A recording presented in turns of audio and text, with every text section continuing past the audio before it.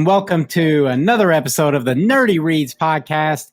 If this is not the voice you're accustomed to introing you into the episode, that's because we are without our fearless leader, Justin, today. That's right, a.k.a. The Boss, a.k.a. Boss Man Jay, a.k.a. the captain of the ship, is gone. But to help me keep it afloat, it's my first mate. What up, Dylan? Oh, yeah, I'm super excited to be here for the Nerdy Reads podcast. We're sad that Justin's not here, but that's okay. We have some really awesome guests today with us. Returning, once again, is my boy, my man, my brother from another mother. It's Kiwi. I've been here before, and I'll come back. You know, that's what they say. But less about me, more about our new guest. We have a brand new face on here. Daniel. How's it going, guys? It's my first time on here. Probably my last, but probably your last. Daniel, we're happy to have you. We're happy to have Keyton coming back. Kiwi, you are a favorite in our Discord community. People love you. I didn't mention it at the top of the show. I figured you recognize my voice. I'm Robert. I'm hosting. I've never done this before. It's going to be a catastrophe, but we're going to try. We're going to do our best. But boys, I have an icebreaker question. I'm going to open it up for you. We'll start with you, Dylan. What is your favorite book you've read in 2024? Well, if you are a listener of the show, you know I have not read very many books in 2024. So that list for me is very short. But I would probably go with what was the name of that one book that we read with superheroes? Vicious? Yeah, Vicious. I was the one to say Vicious, but I couldn't remember if that was Vengeful or which order it was. But Vengeful was the sequel. We read both of those this year. Yeah, I feel like those were really good. I mean, they're probably the only books that I've read so far, but they're really good. Hey, bro, that's 2 books more than probably most people have read this year. Let's kick it over to Daniel. What's your favorite book you've read this year, man? Typically I read a lot more than I have this year, but so far I've only read one book, and it is the one we are currently doing. So that is probably my favorite. Leave it to elimination, process elimination. That's my favorite book of the year. Hey, you like it darker. If you've only read one story this year, you've actually read 12 mini stories. So shout out to you for that. Keyton, what about you, man? I've read maybe a handful. I would say favorite, just because it has dragons and magic. Fourth Wing, probably. Okay. But I'm also just started a new book, Red Rising. So the sci-fi series. I'm excited about that. So I've heard good things. Yeah, I'm excited. It's got a mix. It's like a mix of like a Hunger Games and like a Divergent and stuff like that, with like the social systems and stuff like that. So, and it's on Mars. So that's pretty cool. My favorite book I've read that came out this year would be The Tainted Cup by Robert Jackson Bennett. We covered it on this here show. It was a murder mystery story set in a high fantasy setting with a little Attack on Titan splashed in for backdrop. It was a really unique premise. I'm looking forward to the sequel, The Savage Gardens, dropping next year. And in our Discord, that one house elf threw out The Bad Weather Friend by Kuntz. And Super Reader said the Book of Doors was one of her favorites, which is on my TBR. And Adelana Ash said it would be one of the Dresden Files books. Justin isn't here, but Justin would say his favorite book was Star Wars, Heir to the Empire. Wow. I'm sure that is not. Hey, dude, that's a great book, Dylan. It's phenomenal. Oh, book. I thought you were trolling on him. No. We all really enjoyed that Thrawn trilogy here. We're actually going to cover the 3rd book later this year, but enough about later this year. Right now, we're going to jump into You Like It Darker, story 1 for this week. It is The Dreamers.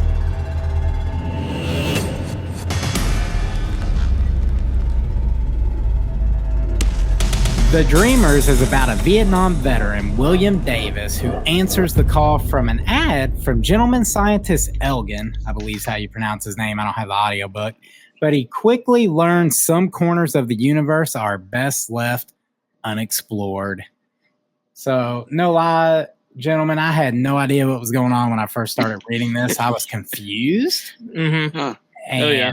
multiple times throughout this story, I thought it was going to go one way, and it went a completely different way. And then it went another way all entirely. Oh yeah. So- If you're interested in listening to the audiobook, somebody uploaded it in 4 parts on YouTube for free. So I listened to this. I listened to this one on an audio version on YouTube, and I think the name is Eligen. Eligen. Thank you. Eligen. Okay. Yeah. I read Elgin the whole time I read it, but Yeah. that's just reading. But yeah. No, Yeah. I definitely thought this book could go so many different ways when I was reading it. And I was pleasantly surprised. I'll go ahead and shout out in our Discord that one house elf again. They put on there that they started by getting Mad Men Don Draper vibes, which great show, by the way. And then it quickly turned to Jacob's Ladder meets Color of Space, The Beach House, and then Slither also came to mind. That sums the story up perfectly. So, like, we have William Davis. He's a Vietnam vet with an eidetic memory who is now a stenographer. And he's the best at his temp agency, but he feels like there's something more for him out there. He notices an ad that asks for someone with a phlegmatic temperament, which means like someone that's calm, doesn't show a lot of emotion in stressful situations. And him being a vet, he felt mostly emotionless after serving in Vietnam, so he felt like he was like perfect for this. And I dig mad scientist stories. Are you guys into that at all? Oh, yeah. 100%. All right, sweet. Yeah. So like this dude, Eligen, he was like a character right up my alley. He was like self-serving in the name of his experiments, willing to sacrifice people's lives to prove his theories right. And he was the standout character for me in this story. He really kept me reading. I feel like with a mad scientist, you have to kind of have like a mysterious side to you, and he was all about that. Like the main character, he didn't see him wear different clothes. He wore the same outfit every day. He never saw him drink anything. He only saw him smoke cigarettes, right? Right. And all these, mysterious things that he was like, this guy's a little, off his rocker. Yeah, he was definitely off his rocker, dude. He was a little bit weird, but the money was too good for him to pass up, and it was something new. So he was just happy to be there, give it a try. Eligen produced a drug that was considered like a light hypnotic. And he asked his patients while under the effect of the drug to study a picture of a red house with the green door. And when they dream, to try to go into the house and then describe what they see. So William's basically there to transcribe anything said or note anything of interest that happens as the patient's dream for a very generous sum of money, like I mentioned. But morally, he starts to question if these experiments are safe. And this is where I started getting heavily interested in the story, like when the experimenting started popping off. Yeah. I mean, the first few people, nothing really happens. Like the first one, she kind of freaks out a little bit, but then the next two, they said that nothing really happened, and they're just like, they went on their way, and you're just like, so is it how this person is that affects them in the different ways, or is it the threshold to being like, what could possibly affect them in these different ways to get them to what he says, lift up the floor and see what's under it? Like, and then you start seeing these things like the stench and stuff, and you're like, what in the world could that be? Like, and you don't really explore that until you get to the last person, Devereaux. And right. Well, there was definitely like I was wondering throughout like what weird dream manipulation was going to come out of this, or if the drug's going to cause people to go insane or hallucinate, or if we were peering into an alternate reality. Like my brain was all over the place reading this. And one of the test subjects, one of the earlier ones, like they described her teeth growing abnormally large. Yeah. And then when she started coming to, they shrank back to size. And she described like underneath the living room floor, like you mentioned, Daniel, was like dark and smelling odd. And Eligen kind of took that to mean that she could access the reality beneath the dream, to which he theorized that dreams are just a barrier between humans and the matrix of existence. So he's like, okay, I have my first point. I can drive this experiment home. So we need some more test subjects. And like Daniel mentioned, nothing of note really happens. We get one guy who writes Vietnamese in his sleep, and it was like a message to William. yeah. So then my brain, being like I'm always making predictions, I'm like, oh, it's demons. This is a possession story. No, and my first time when they were talking about the woman, I literally thought my brain went to werewolf. Like she's transforming into a werewolf, and like so is this drug and this access gate like somehow like under to like release this primal like transformation in these people, and he's looking for the right ones.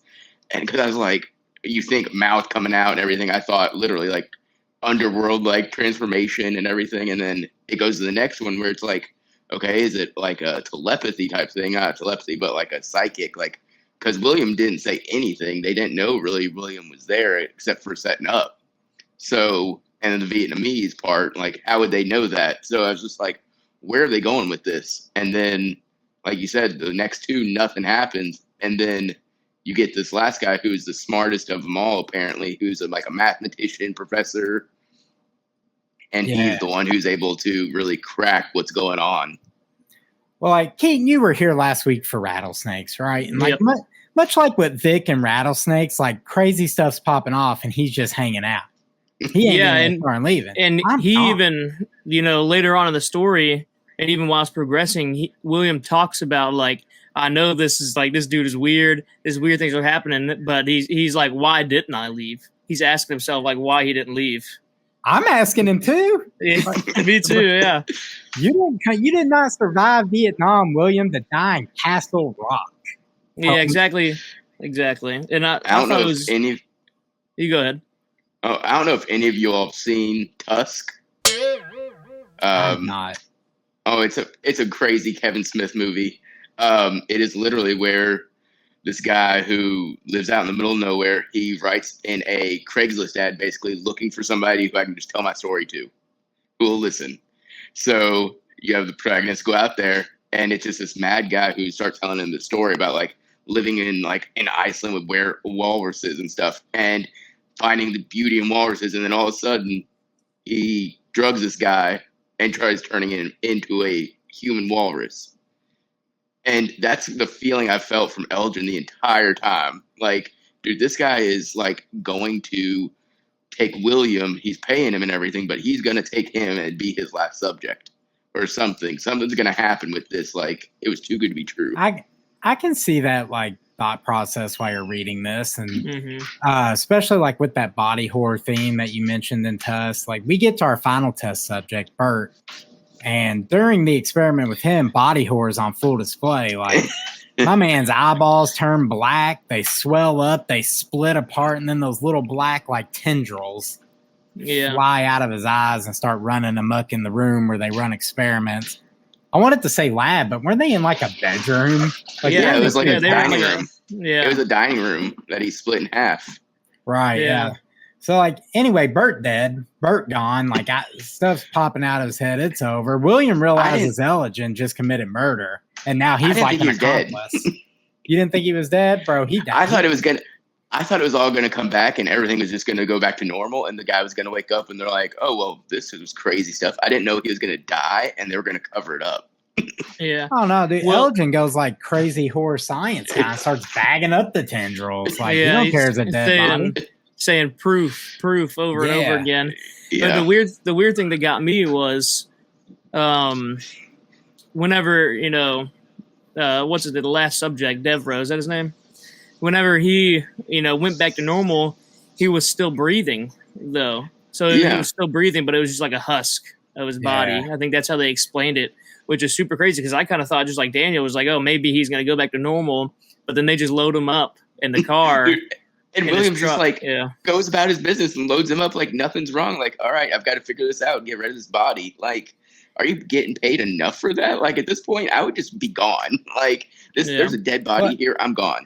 Well, so like he can't just be gone at this point. Now he's done had too many experiments pop off. Like a body goes missing. He's attached to this guy. So he's like, man, we going to take him out to a rest station and make it look like an accident. Yeah. Dude, he thought it through. He thought it through. He even went back at one point because he's like, oh, something could have been off there. So he went back to where he left him at the rest stop. And forgot his shoe. Like, he's like, oh, I dragged him across the hood. Oh, I forgot his shoe. I better put it back on so that way nothing looks out of place. Like, you thought this through way too much. Elgin having William was like the perfect thing. I think if it was anybody other than William, then it would have fell apart because he kind of he just like you said, with like no emotion from the war and these experiments kind of making him feel something. He was hooked. He couldn't leave. Right. Yeah. He ends up going back to Elgin's house, and there's more of those like tendril-like monsters, but this time Elgin's like, the victim of his own experiment, as a lot of mad scientists are. And they're like, the way it described it, like just covering his head, making his head look almost trash bag-like as they're covered with so many of these tendrils. And they all like kind of like rush the glass from the one-way mirror and spell his name out. And William's like, you know what, dude? Cool. I'm burning this house to the ground, which correct response to seeing some space stuff pop out of someone's eyeball. You burn it to the ground. 100%. And then I liked how he thought about like, okay, well, when the cops came after him at the end, like, oh, well, I didn't throw the lighter in all the way. Like, well, I mean, how he set it on fire. I think he mentioned like the cops just completely overlooked the lighter and the gas being the like they just kind of overlooked someone caused the fire. He kind of just got away with it. And then he's like, well, I'm just going to go to Nebraska and live on this farm. And it kind of, he's like, I still dream of the red house with the green door to this day. Well, I bet you do, man. Yeah. I mean, you saw like, I just wonder if he's going to be victim to it. Yeah, it kind of leaves it open-ended in that, like, I think maybe it'll haunt them, but I feel like he killed all the tendrils and whatever. I feel like that drug he was administering was allowing people to interact with the reality on the other side of the dream. And that's what brought this monster over type deal. Yeah. So that's how I took it in the end. Like, yeah, he's haunted by the experiments, but he blew them all up. Yeah, you kind of see that with a few of the ones, and You Like It Darker, where, all this stuff will happen, but then in the end, everything just goes back to normal. They just have the experience of it. Right. Yeah. This story is like on brand Lovecraftian horror, and King even references a Lovecraft novel in this short story. It's like, if this style of weird alien horror isn't your jam, then you probably won't vibe with this one too much. I love the mad scientist crossover bit of the story. I think this story was like the right length for me. I think it's only like 30 or 40 pages, and it wrapped up. Yeah. So it wasn't bad. It was a solid read, dude. If you're into this brand of horror more than I am, I could see this being one of your top stories of the collection. I agree. Yeah, I mean, it was really good. It's short, and it leaves a lot of it gives a good bit of mystery. So and it's about dreams. Everybody has dreams. Everybody has nightmares. So it's something you can relate with and you can get in your head. I mean, heck, I really thought with the drug, I thought more since I have sleep things going on and take drugs. I kind of thought it was more of this is going to help you relax, and the picture had something to do with it more than anything. I want to say, Daniel, you are narcoleptic, right? Narcolepsy, so you take medicine for that?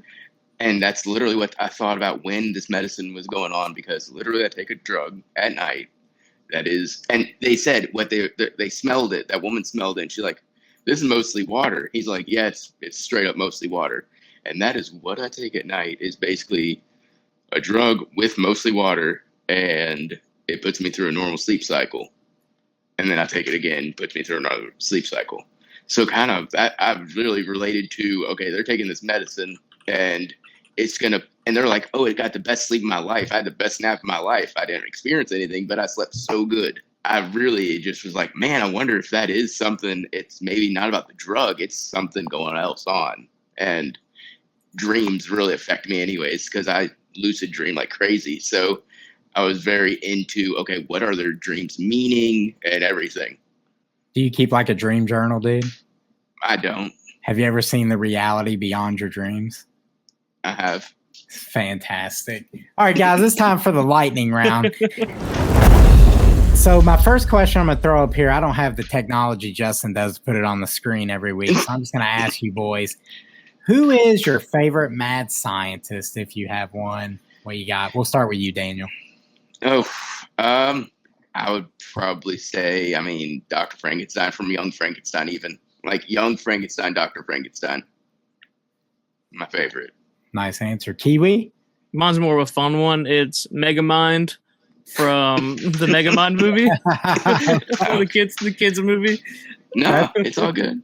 That's fair. Dylan, do you have one, man? I do. So like Keyton, I'm gonna bring it back for my kid, my childhood, and I'm gonna go with Dr. Doof from Phineas and Ferb. Oh, That's a good one. heck yeah. Heck yeah, Dude, I dude. love Doof. All right, man. I'm going to go ahead. I'm going to do a more modern one of Mad Scientist just because I really like the movie and he was excellent in it. I'm going to go ahead and throw it up to William Dafoe's character in the movie Poor Things. Mm-hmm. Yeah. His Mad Scientist role was fantastic. That would be mine. All right, we're going to jump into the next question is how much money in 2024 would it take you to sign up for an experimental drug in some random rich scientist dude's house?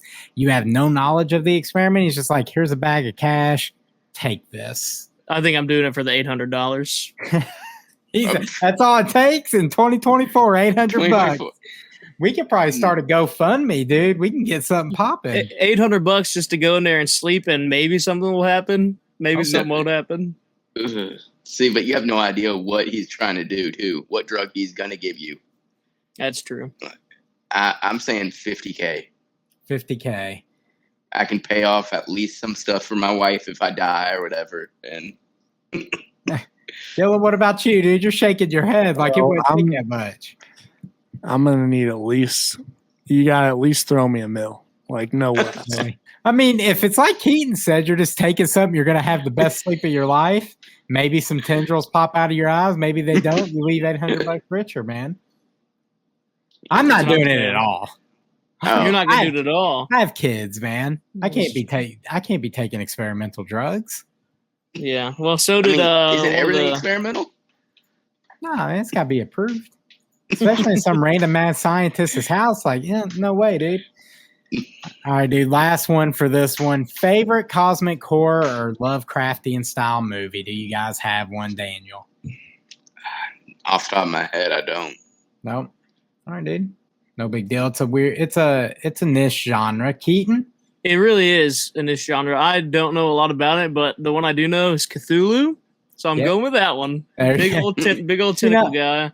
I think Stephen King's The Mist might be considered that cosmic horror. Maybe. Yeah. Dylan, you got one? I don't really know what kind of genre that would technically be. Does Predator count? Does now. It does now. That's more of a... Okay. Okay. That's more like sci-fi, I guess. They're But from like, space. It's cosmic. It's kind of like gothic sci-fi style horror. Yeah. It's a weird fiction almost, or eldritch horror, like Keyton mentioned, Cthulhu. Mine is going to be one more recent. I don't even know if they consider cosmic horror. I'm going to consider it. Somebody could tell me, Nerdy Reed, you're wrong in the Discord. I'm going to go with the movie Nope. That movie. Oh, I would say that's probably pretty close, honestly. Yeah. Yeah, I'm going to go with the movie Nope. I think that was a really solid one. I actually went to the theater multiple times for it, really enjoyed it. But, And is that the one where it's the giant thing? Aliens thing. Yeah. Whatever Yeah. it was. over the little ranch. So, guys, 3 words to close out The Dreamers. Keyton. Proof. Daniel. All the drugs. And I'll go Never Sleep Again. That's a good one. All right, everyone. We're about to take a quick break, and we're going to come back in the New Stuff Cafe where we have a listener request today.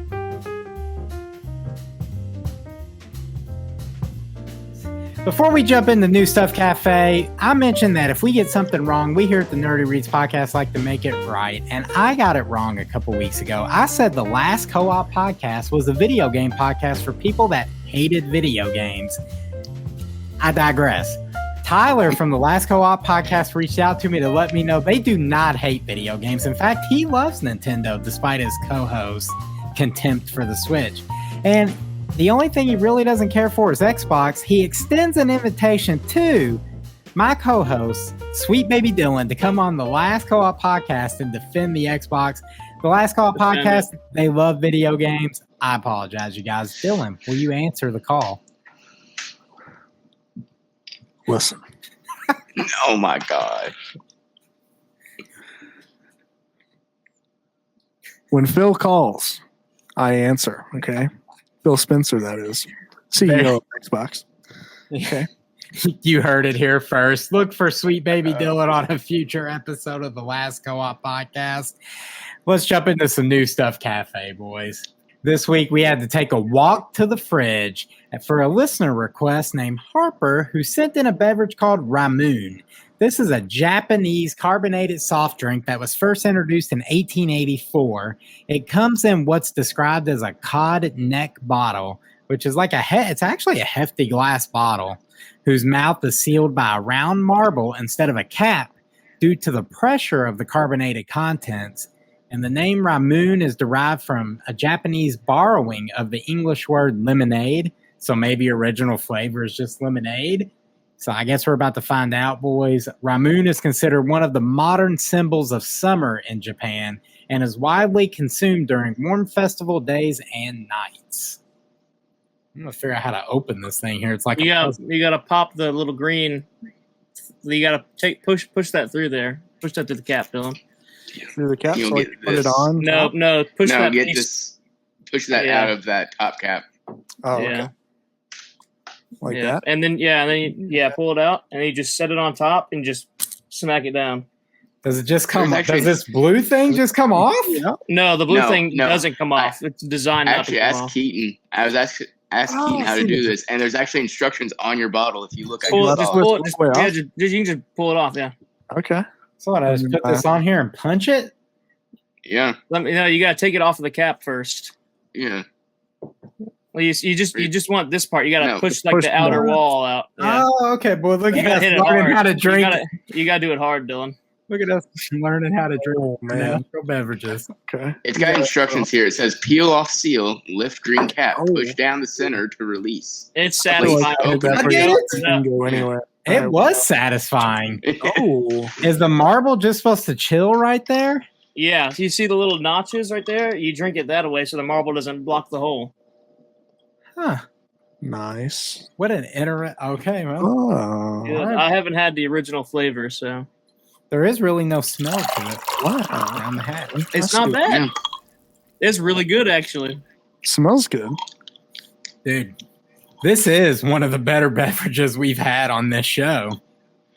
I will say I went to I bought this on my way home from work and went to the pharmacy to pick up a prescription, and I was checking out with this, and she's like, "Oh, those are really good," and I was like, "Out of all the beverages here, you've actually had this," and then Dude, there's 90 calories in this bottle, and it looks like about 21 grams of sugar.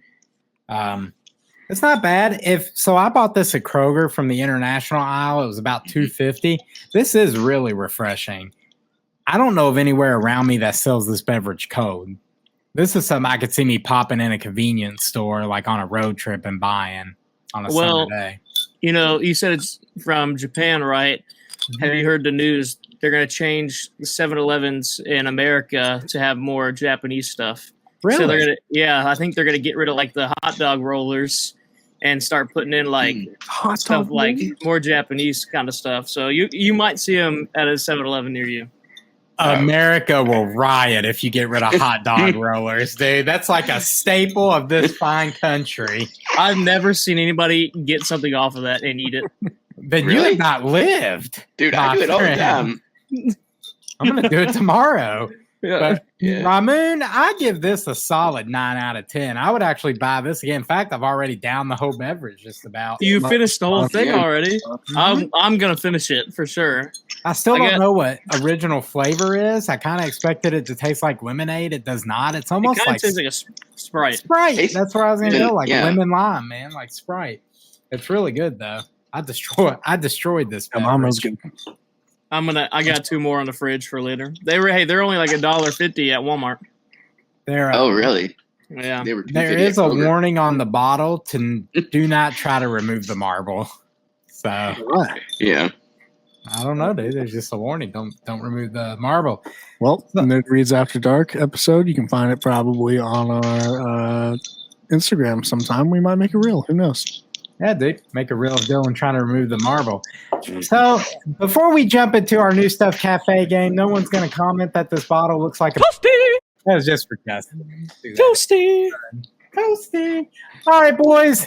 This week in New Stuff Cafe, Keyton has derived a fun game for us. Keyton, tell us what it's about. So I went on the internet earlier today, and we got a new game I just made up on the spot. Stephen King quote or some other quote I found on the internet. So I got 10 quotes here. It's sponsored by Optic Glass Broadcast. Yep. I got 10 quotes.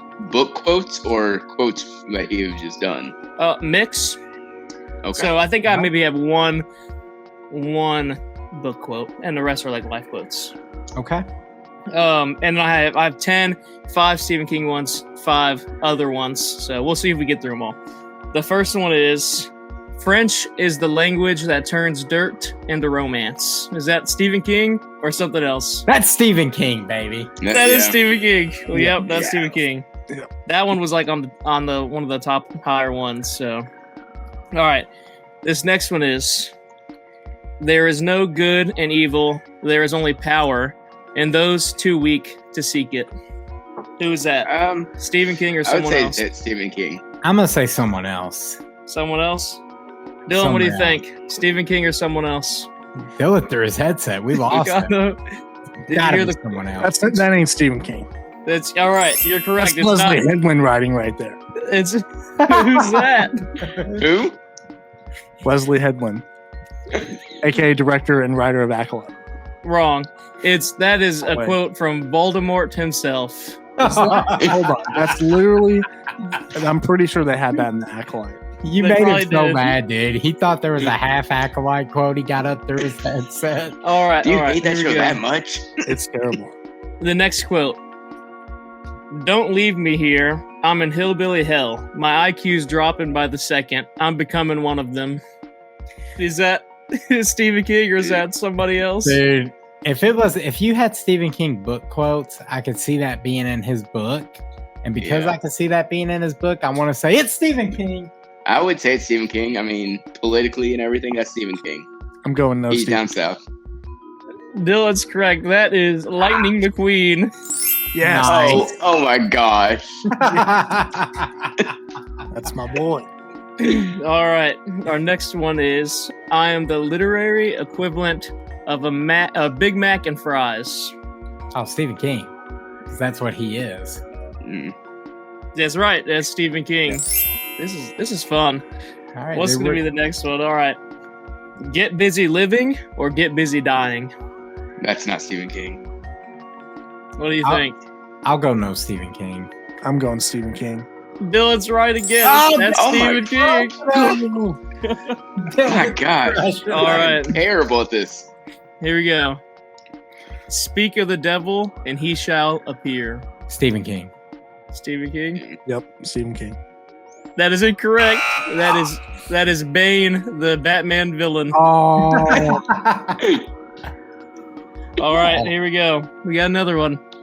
I find your lack of faith disturbing. No, that's not Stephen King. Definitely not. Who do we think? Who do we think it is? I mean, that's Darth Vader. That's Darth Vader. The lack of faith. Yep, It's it's Darth Vader. Hmm. All right, here we go. We got another one. Optimism is a perfectly legitimate response to failure. Oh, that's Stephen King. Yeah, I would say that's Stephen That's King. a great quote. That one. That's That one's Stephen Stephen King. It is. That one's Stephen King. Yep. Sorry. Here we go. We got another one. There is always something more to learn, even for a master. Stephen That's King. Stephen King. Stephen King, Dylan? Nah. He's just doing the opposite of what you guys do, and he's right again. Oh my. No. That's Master Oogway from Kung Fu Panda. Oh my gosh. These quotes, man. I thought you were. All right. And our final quote we have life is like a wheel. Sooner or later, it always comes around to where you started again. Is that Lightning McQueen again, dude? No, that's Who Stephen. knows? That's Stephen King. I think we're 4. We've only done 4 Stephen King. Mathematically, I think that's Stephen King. Stephen King. It's Stephen King. Yeah, I was gonna go with Stephen. I want to Yeah, go with I'm Lightning McQueen. I thought Daniel did quick math, and it is Stephen King. Let's give a shout out to Dylan, who I think won that game. Yeah, Hey, he did. Keyton, thanks for putting it together, dude. It was Of good course, stuff. that was fun. Hey, bro, send me that first one again because I'm 90% sure that was from the Acolyte. There is no good and evil. There's only power, and those too weak to seek it. You want me to send it to you? Yeah, send me that. Okay, right. I don't think I listened to the last part of that, and so that may have been a little different. So I threw my headset a little too early there. I apologize. You did. That thing bounced, but I that's okay. apologize for my actions. Yeah. Harper, thanks again for the request on Ramune. It was really solid good. beverage. Yeah, it was really good. Yeah. It's one I would revisit. I'll try the other flavors. And we're going to take a quick break and jump into our second story and the final story in You Like It Darker, The Answer Man, in just a moment.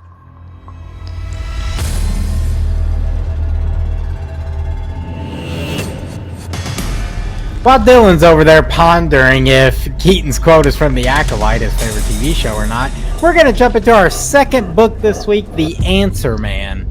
The Answer Man follows the life story of Phil Parker, who in his early 20s encounters a mysterious man under a red umbrella simply called The Answer Man. For a price, he will give you the answer to any question you ask, but do you really want to know the answers? So, gentlemen, we're going to be ranking our stories next week. Spoiler alert for what's next. But dude, like, I feel confident in saying that this is my favorite in the entire collection. Same. By far my favorite. Wow. Yeah, Most Stephen King. Yeah, I really enjoyed it. It was definitely a change of pace from some of the other ones, so I thought it was really good. Yeah, sweet, dude. So this story starts with our protagonist, Phil, graduating college from Harvard. He's beginning his life after college with his fiancée, Sally Ann, and he's trying to make his first major life decision. Does he start practicing law at his family's prestigious law firm in the city of Boston, or does he start his own practice in the small town with a population of 2,000, Curry? Phil has like this gut feeling Curry's going to explode one day, and he loves that town. So he takes like a weekend to ponder and return home. And on his return home, he spots a sign that says The Answer Man, 2 miles. And he thinks nothing of it. And then he sees another sign and he's like, okay, what is this Answer Man? And that's where he spots like the roadside stall. To prove the Answer Man is legit, he answers Phil's question about his mother's maiden name. And then a couple more, there's no possible way in 1937, decades before Google exists, that someone would know these answers. So, you know, for 5 minutes, for $25, the Answer Man answers his questions. And I thought this was a pretty cool lead into this story. Yeah. And I like how he gives him like some questions for free. He's like 2 answers for free. And then he starts out with some common questions. And he's like, no, that's an impotent question. Like, you get 1 more. I'll be generous. Like, and he has the caveat that you can't ask him anything, should I do this? Is what he says. He's not like a fortune teller. What I found interesting is because you get these questions about the future, you know, is him hearing that this is what he's going to do, influencing his decision to do that in the future. That's every time I think about future, that's what I think of.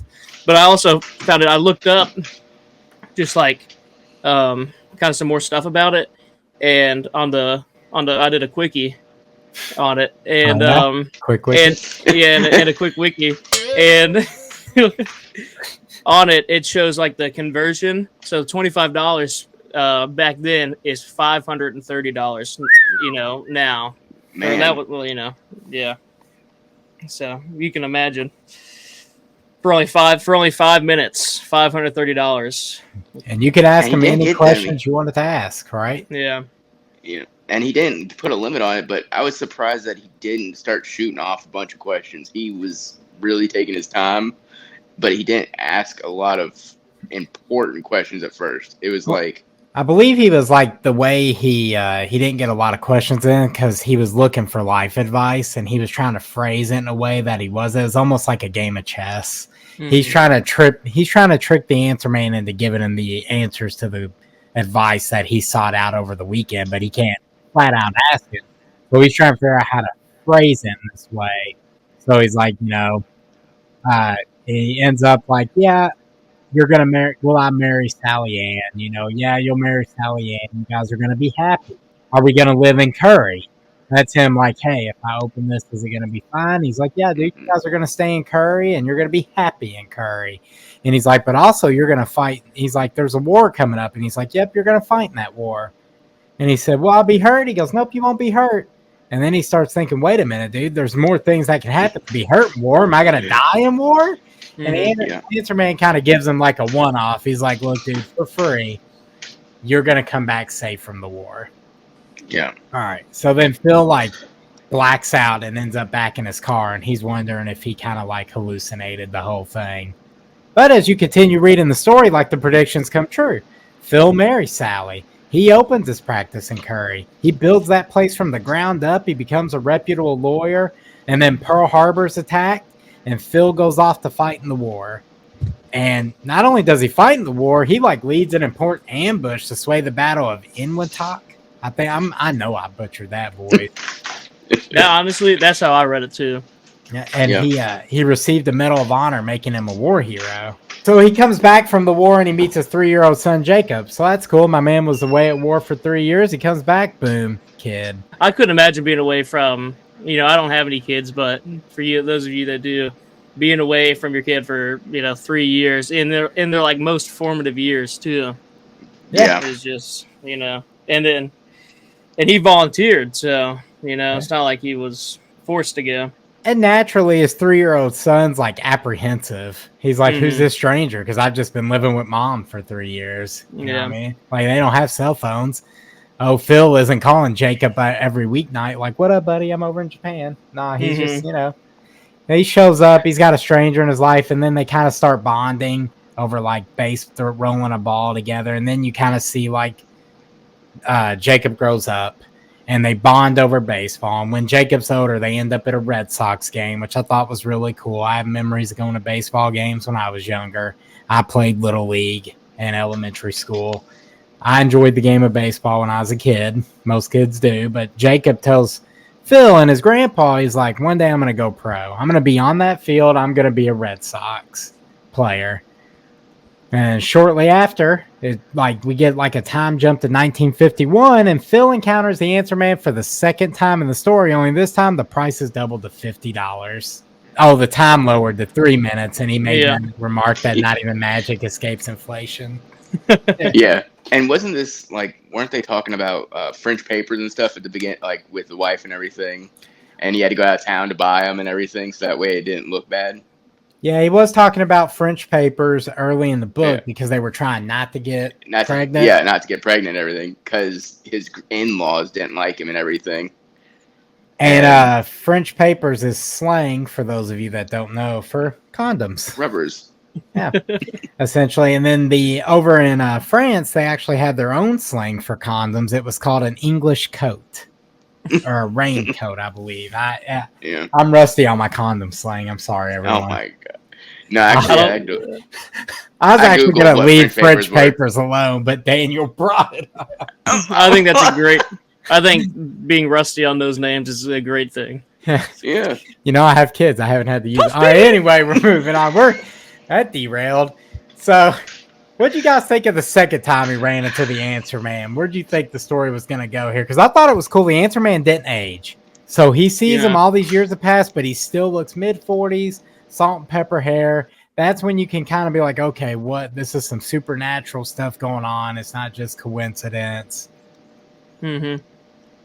Definitely. And I even think it, doesn't the answer man, explain it like this is a different part of reality, because people are going by and they don't even see them there. Never mind.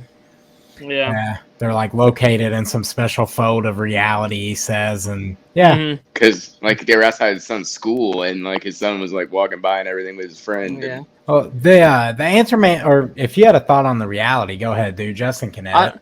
Well, I don't got a thought on the reality. It was just I was going to keep going. Oh, keep going, dude. Yeah, okay.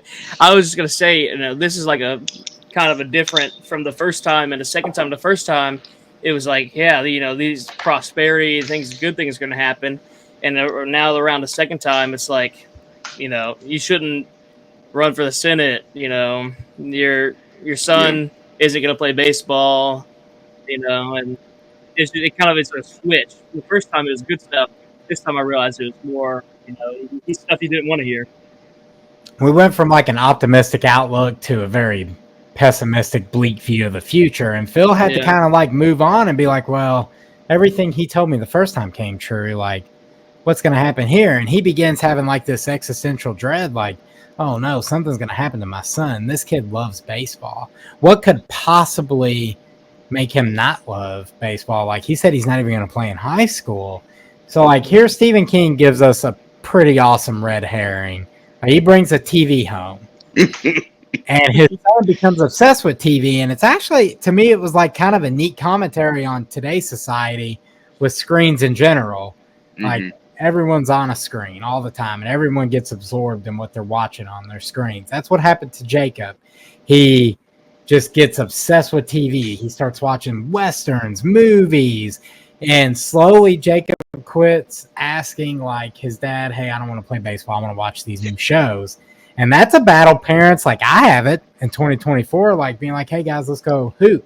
Or no, I'm playing a game with my friend. It's like, well, you could play that when you get back, but we're going to go outside for a little bit. Like I have that battle today. My man's having it in the 50s. So Phil kind of chalks up the answer man's answers about his son's lack of like not playing baseball. He just loses interest in the sport. And I thought that was a clever twist away from like something tragic happening. Mm-hmm. Yeah. And it was talking about him like wanting to write Westerns and stuff like that. And like maybe he's going to go the way of an author and all of this. Like he'll still be successful, but it just won't be with baseball, which look, when kids are that age, like they play 5 different sports and you have no idea what they're going to stick with. And to be like, well, he's not going to play baseball. He might do something else with his life. And then all of a sudden, boom, you have him hanging out with his buddies and his nose is bleeding. And then you're just like, here's the other shoe where it's going to. That's where it's like, yeah, he got me with the TV, man. He led me astray. Yeah. I'm like, this is Cozy King's back. I'm good. We're cozy. And then it's not cozy because now, like you said, the kid had the nosebleed. Okay. They take him to the doctor. Well, guess what? Kid has leukemia. Boom. Dead. See ya. And he dies like pretty quick too, Quick. Yeah. Yeah. And how he was 10, wasn't he? 10 years old. 10 when he died, yeah. So not playing baseball in high school, that's for sure. No, he's not, dude. That one hurt me because I really thought the TV was the thing leading it astray, and that hurt. And then his wife, like, she let herself go. I mean, alcoholism and just. Yeah, she goes into like a Great Depression. Man, it's one sadly Phil's not able to pull his wife out of. She becomes an alcoholic, and eventually it leads to her own death in a car crash. She drives home drunk from the bar one day, and she doesn't hurt anyone else. She kills herself. So then Phil is now left all by himself. And he's starting to wonder, like, if the Answer Man was a figment of his imagination. And he starts to live this life where he's just like a shadow of who he used to be. He's just going through the motions. He's empty. He's alone. And he doesn't have like any real reason to live beyond just living. And I mean, he still works at his law office, but barely because of Marie, who's his secretary and all of this. But yeah, like other than that, he has nothing to live for. And then he gets his dog, Frank. Yep, he gets his dog, Frank. They have him for a bit, and you're like, man, okay, this guy might catch a break finally. And what got me was when he goes out into that field where the Answer Man had been on that stretch of road on Road 11 or whatever it was, and he can't find him, and he starts yelling for him. He does. And because he's in this desperation, like... I believe the third and final act of the story is like some of the best writing in the entire book. Because he encounters that burn victim who she's going after like a major development company because they put faulty wiring in her home and it led to her being disfigured severely, the death of her husband and 5 children. And you have this tragedy, but King kind of puts that little humor in there. She's like, I want $1 million for each kid. They can have my husband for free. Because he didn't wake up to save him. Like, he just wanted to sleep. Yeah. So, like, dang.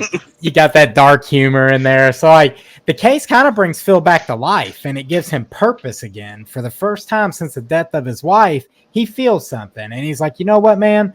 I'm not backing down. Like, this is going to be small town country lawyer battling this mega corporation.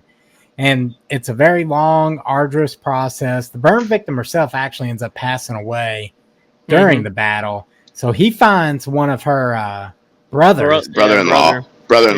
Yeah, he's like, dude, you don't have to do anything. I want these dudes to pay, and you're going to walk away with some money because I want to fight this case. So he comes on, they battle the case, and he ends up winning the case for $7.4 million and splitting the money with her brother-in-law. I love that the brother-in-law was like, going to take him. He's like, no, I want all of it. And he's like, yeah, buddy, you're going to spend $7.4 million to get nothing. Like, yeah. Well, I'm going to take you to bro, I just beat mega corporations. You really want to do this? That's where we want to go? The equivalent to the 7.4 million back then is 58,059,000 today. Yeah, so small town Phil did all right for himself. Yeah, he did. Yeah. So what I thought was really cool is he hangs a picture of Christina and he puts a phrase under it. Always remember others have it worse. And Phil lives the rest of his days in anguish and grief over his family, but instead of like just wallowing in that, he turns to a life of helping others in need. Like you see him volunteering in soup kitchens, animal shelters. And there's a quote in there like, you know, scars are proof that wounds heal. You bear the scar, but the wound becomes easier to carry over time. And Phil kind of carries that with him through the end of the story. You know, it's not the most cozy King, but I really liked it. I like the way that Phil kind of bounced back from maybe the most awful thing that could happen.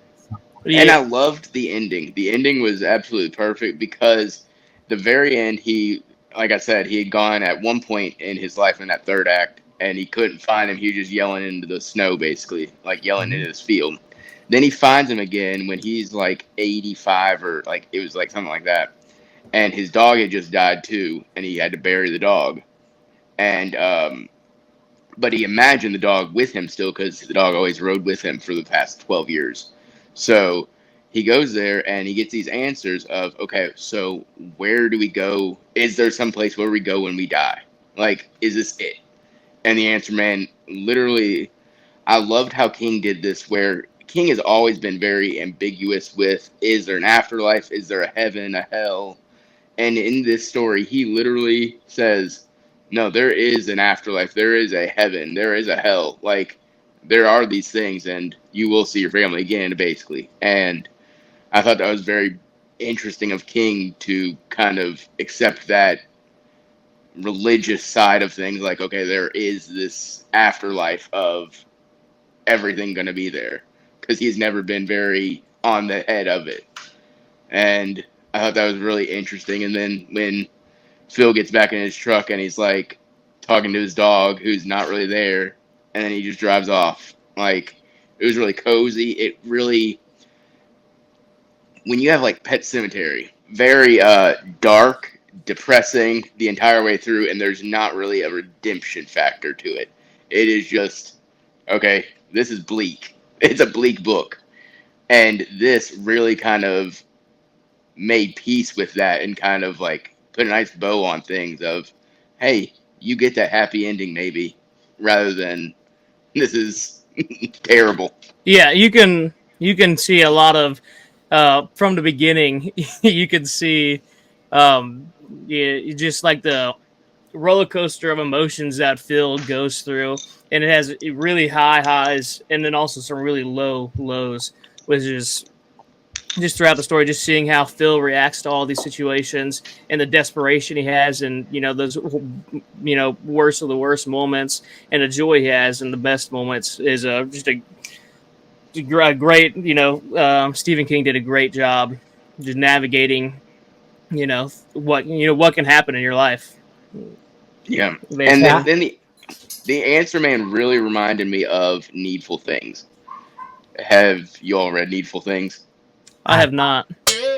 It's a great one. Basically, it's a small town where this antique shop pops up, and you walk in, and the owner has whatever you possibly couldn't want. Like, he has the thing that you wanted, and you buy it, and then but things start going bad or whatever. So, but it was this mysterious kind of guy, this proprietor, and that reminded me of the Answer Man. Like, he popped up when you needed him, and it was like very reminiscent of this mysterious guy, and then he just disappears. Before we jump into the lightning round, I'm just gonna echo you and Keyton, and this story actually like stuck with me in a way none of the other stories from the collection had. Like, I love it as a closer to this book. I consider this was a fantastic short story collection, but I thought about this one long after I finished reading it. I think it was a sad story, but touching in the best way. It wasn't the coziest King story, but it was like a tale of suffering, great loss, and how you choose to live on afterwards. Mm-hmm. So for me, I'm going to give this one a straight up, just a 10-10. I'm putting a number on it. Yeah. It was the perfect closer to this book. And let's jump into the lightning round, boys. If you encountered the Answer Man, what would you ask the Answer Man? And first, Keyton gave us the inflation. Are you paying the price to ask these questions? I don't know if I'm paying the price. I don't know. $500 for in our money for 5 minutes of answers, and this dude could be joshing me. I don't know. I'd pay $500 for 5 minutes of. I can ask as many questions as I want. You can find out if Star Wars is going to survive the Disney era. He's hooked. He's already hooked now. Yeah, I mean, I'm probably going to do it because it's kind of a double-edged sword like Phil saw. Like, he kind of got the answers he didn't really want about his son. Who wouldn't want to be curious about their kids and how they're going to turn out in life? So I'd probably roll that risky dice there. What about you, Dan? I definitely would. I mean, I would ask things like, how many kids am I going to have? Like, things like that. Like, because he never said, should you or whatever, but you can ask straight, direct questions of, hey, is this going to happen? Is this going to happen? Like, and it'd be interesting to know, not when I'm going to die, because then, like, you're going to delay your life, but I would definitely go for it. And one of my first questions would be, hey, is my offspring going to be successful or something like that? Like, for sure. So if you guys had knowledge of a future event, would it change how you lived your life or acted out a specific situation? Like an example from the book. Phil gets the knowledge he's going to survive World War II. And it's one of my favorite scenes. Like, the dude turns into Rambo. He's over here, like, charging dudes with machine guns, knifing them in the neck, taking the machine gun, like, blasting all these dudes. They're describing bullets whizzing by him and, like, clipping his pants and stuff. I'm like, come on, dude. He's got plot armor. So, like, that's exactly what it is. Like, is Phil doing this without that knowledge? Or no, do you definitely no. not. So I think if I had knowledge of future events, it would affect how I live my life for sure. Like, I'm being a lot more bold, that's for sure. Oh man, if I had like a slam dunk that something good was gonna happen, oh man, we're chilling. But then again, what I wouldn't want to know future events, because if it's a bad thing, like, oh, you're gonna die at this time or whatever, you're gonna live your life in such fear of that event, and it'll alter how you actually do things because you're going to try to avoid that. And that's my thing of, if you have knowledge of future events, even good or bad, you're going to try to alter it in that way. And who says that by you trying to change it isn't going to change it differently? I see. I love stuff like this. Yep. This is what I love. That's why I like time travel. I like stories where people go back in time and one little pebble messes up the flow of things. That's what's up. Dylan, what about you, man? Yeah, I mean, I definitely agree with Daniel. Like, the paradox of time travel is crazy to me, and something I've never been able to really wrap my head around, because it's like, like kind of like what he was saying. Like, if you know what's going to happen, who says that in that timeline you already weren't going to know what was going to happen before the events that you saw were happening, and in your attempt to try to stop that, that's what caused the event to happen in the first place. So it's like it kind of goes. It's very it's crazy. So I personally probably would not do anything different. Really, I don't know if you can. I feel like you have to. You know, once you know it, you can't be. You can't not act differently. You know. Yeah, it's just gonna play out, man. That's what's up. All right, guys, let's do 3 words to close this one out. Kiwi. Ask me anything. Nice. Defrost. Go to Keyton really quick. I'm thinking. Not Keyton, we did. Ask me anything. I don't know. I'm coming up with a blank right now. Cozy King returns. Keaton's was Dylan? the best, dude. Yeah. Dylan, did you read the book? Oh, that's all we have for the answer, man. Defrost doesn't have the final 3 words, but that's okay, everyone. Stay tuned. We have some nerdy news and a sighting of the week up next. All right, everybody, welcome back. It is time for the sighting of the week and nerdy news, and who better to deliver this than our boy, sweet baby Dylan. Listen, we got the most epic, the most awesomest, the most coolest dude in the world. Okay, I can't. Words can't even describe. Okay, the special guest that we have for this segment, brought to you by the the Epic Blast broadcast. I almost messed that up too, but it's okay, cause we have a super special guest for this segment, and guess who it is? It's me. Oh! What up? The host is back. Thanks, Dylan. I watched that. The hostess with the mostest. Defrost. I'm relieved of my duties. Defrost, bro. You know we're a family show, right? I've not said a single curse word.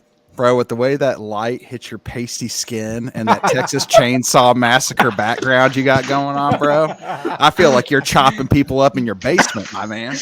Dude, my wife put this ring light. My wife literally brought like one of those ring lights and put it on the table for me. She's like, coming out swinging.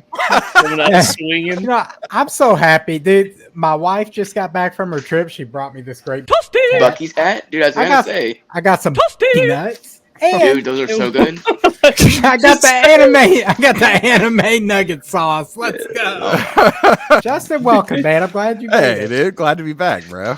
For the best part of the show, Nerdy News. I don't think it's been forever since I've seen you without a hat on. I did. It's been forever since I haven't. Your had a hair hat is on. so long, man. Dude, it's getting there. It's getting grizzly. Okay. Thank you. I'll take that as a compliment. All right, so it's time for nerdy news. Every time we tune into an episode of the Nerdy Reads podcast, you can expect some of the latest and greatest news from across the nerdverse. And as Robert said, we like to kick things off with the sighting of the week. And this week's sighting of the week is comes from Channel 8 News or 8newsnow.com. And it's a little article that I found about a UFO sighting. And honestly, the name of this article was what intrigued me the most, okay? Or at least maybe not the name, but like the code name for this test site that's in Nevada. So, spring 1953, the Atomic Energy Commission unleashed a series of massive explosions at the Nevada test site, code name Upshot Knothole. What? Yes. Upshot knothole. Well, all right. Yep, that's what it's called. So We gotta keep it PG because there are a lot of things that a lot of jokes. So is this like I've actually heard of this before. It's like a UFO crash landing site, right? Yes. Is that what it is? Okay. Basically, the article kind of goes on to say, in the same time period across the state line in Arizona, witnesses reported seeing a fleet of 8 flying saucer-type aircrafts engage in what looked like a dogfight. And there's also like a little artist rendition of what it might have looked like. And so basically, again, kind of like what Robert was saying, it ends up being like UFO crash. It's like landed in Kingman or something like that, I think, or something. You can go check out the full article. It talks all about it. But yeah, it's basically a UFO crash essentially in Kingman, Arizona. So yeah, that was our sighting this week. I thought it was interesting, especially because of the code name. I think it's interesting too, dude. Won't you, I'm sorry, audio listeners, for the video viewers, please put the screen of the artist rendition of the dogfight, please. Oh, Give me one. This is I've definitely. I've seen it, and it's something, that's for sure. Dude, please. I've seen the rendition. It's Oh yeah, Oh my god. that's about as realistic as it gets, right there. Harry Drew gave us a blue background with some like Neptune in the background there. Yeah, dude, this is legit. This is what I imagine. This is what a UFO dogfight looks like as well. Dude, some MS Paint in there, like. I'm wondering if they're all on the same team or not, because the ships are all the same. Well, I mean, it said it was a dogfight, so even if they are on the same team, they were definitely at odds. Maybe it's some American fighter jets shooting them down. This is one of my favorite sightings of the weeks in a long time. Thank you, Dylan. That was a good one. Hey, bro, that's the upshot knothole. And our next piece of news is something I'm pretty excited for. There's a lot of updates in the MCU, and I'm an MCU guy, so of course I had to report on it. Who better to? So the first thing that I thought was pretty interesting is the Avengers 5. Originally was going to be called the Kang Dynasty, and they actually have scrapped that title completely from the movie. They're going to go a completely different direction. Kang will not even be featured in the film, which if you are interested in why that is, I would encourage you to go look that up yourself. I don't want to necessarily go into too much detail about that on the show. And also, speaking of the Avengers movies, the Russo brothers, who you might know, I believe they created this Stranger Things series. If somebody correct me if I'm wrong. Yeah, Russo brothers did. Yeah, so like they're pretty popular within the nerd world, I guess, when it comes to shows and movies and media and stuff like that. But they are actually in talks with Marvel right now to direct both Avengers 5 and 6. So that is pretty exciting.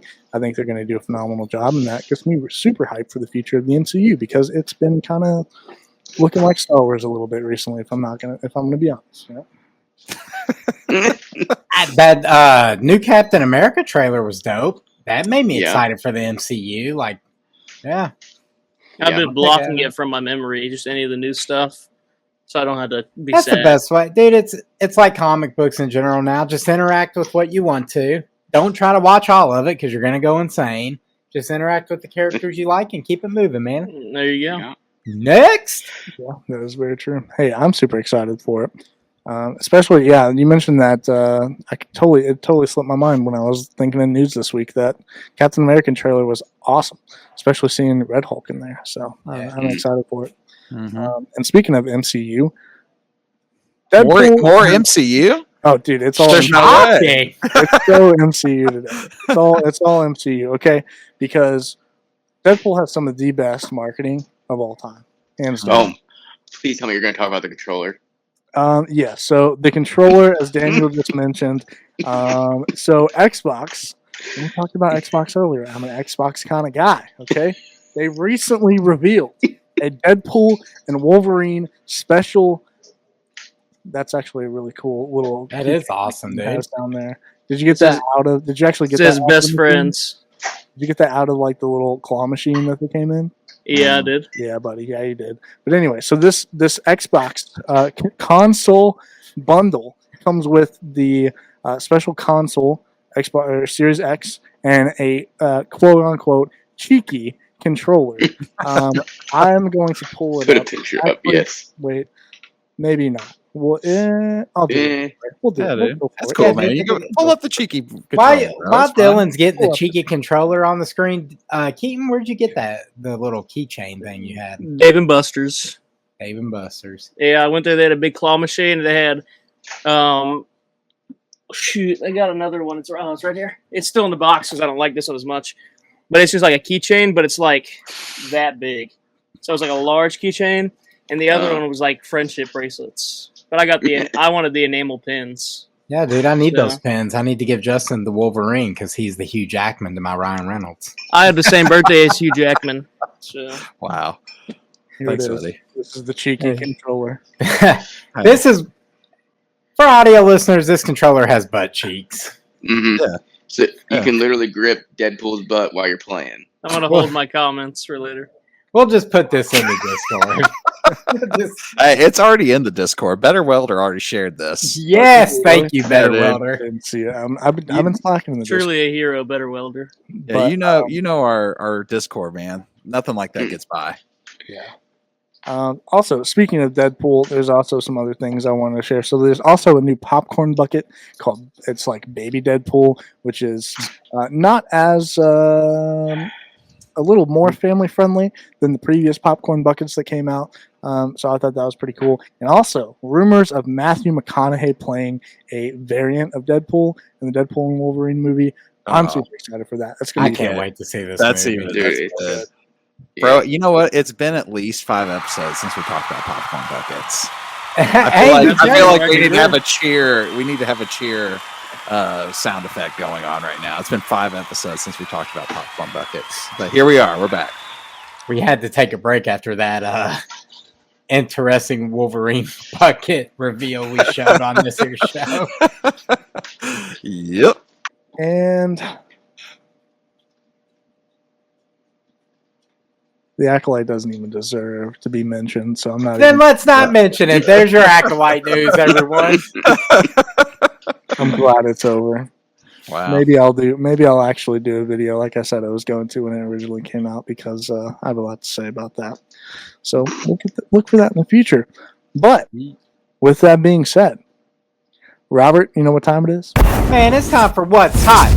We here at the Nerdy Reads podcast can't cover everything. That's why we bring you something from around the bookverse. And this week, my personal fall TBR gets another edition, and I Was a Teenage Slasher by New York Times bestselling author Stephen Graham Jones. In 1989, Lamesa, Texas, a small town driven by oil and cotton, and a place like most small towns in America, everyone knows everyone's business. Tolly Drive is a good kid with more potential than application, and he's about to be cursed to kill for revenge. This is a classic slasher with a twist. The story is told entirely from the perspective of the killer, as he's writing out his autobiography. It's currently sitting at a 4.18 out of 5 on Goodreads. It released on July 16th, and it's tagged horror, thriller, and fiction. I'm really looking forward to this one. It got the Grady Hendrix stamp of approval. Grady Hendrix, one of my favorite authors, so if he says something's good, I'm going to at least give it a look. Yeah, bro. I mean, what did we How to Sell a Haunted House book that we read? Man, Well, that was a long time ago, but that's still one of my favorite books we've done on the show. that creepy puppet. Oh yeah, dude. That book was legit. That book It's was just legit. that fun. What do we call that? What kind of horror did we say? What is Campy, that? like Campy. like this Yeah, campy. yeah, horror. yeah. That's fun, dude. It's fun. Plus, I really like to read stuff like this in the fall, getting the spooky season. Otherwise, I Sure. would have already picked this one up. So I'm definitely going to look into it. And coming up next week on the Nerdy Reads podcast, you're going to get the original host back. We're going to have Justin, and he's going to lead us into our very final episode of You Like It Darker coverage, where we're going to put our Nerdy Reads tier list up. We're probably going to hotly debate where we rank some of these stories, but we're going to go through that next week. And next week, we will also be revealing our book club book. Yeah, I think we were supposed to do that this week, and I just remembered and I didn't do it. So next week, That's our okay. next book club book will pop off.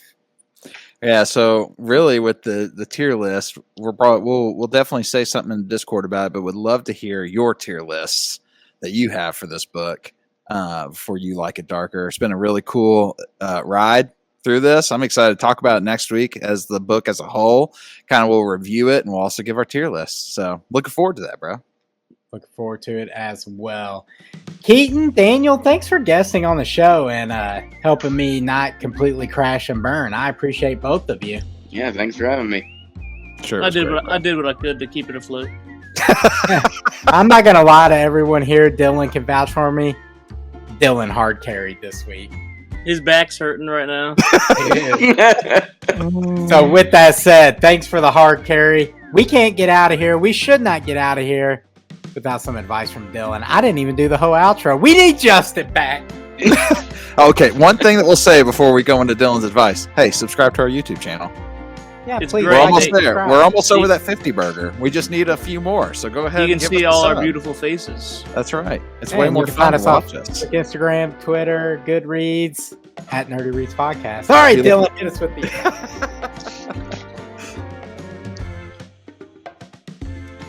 Listen,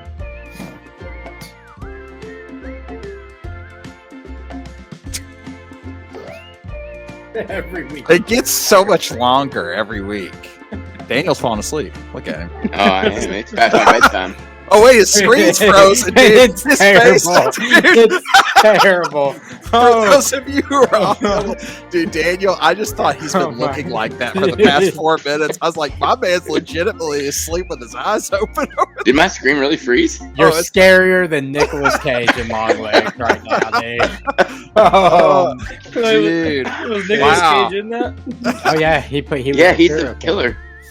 Oh my gosh. all right, back to Dylan's advice. Sorry, bring it in, go on, bring it Dylan. in, bring it in, bring it in, bring it in. I have to try Listen. not to stare at Defrost right now, though. Dude, I know. Listen, listen, listen. Every corpse on Mount Everest was once a motivated person. And That's it.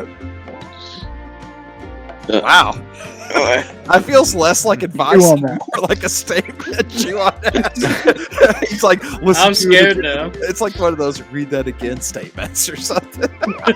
Oh no. Oh man. All right, Well, bro. thanks for tuning in, everyone. We here at the Nerdy Reads Podcast believe your story matters. Stay nerdy, our friends. Say goodbye, Dylan. That was terrible. Am I still froze over here? No, you're back. You're back. That last, You're dude. behind. Such it was an absolute butcher of the outro section, bro. That's Oh, all right. That's all good. It makes it more. It makes it more personal. I think so too. We That's here good. at the Nerdy Reads Podcast. Can I end this? Your or- story matters. Say bye, Dylan.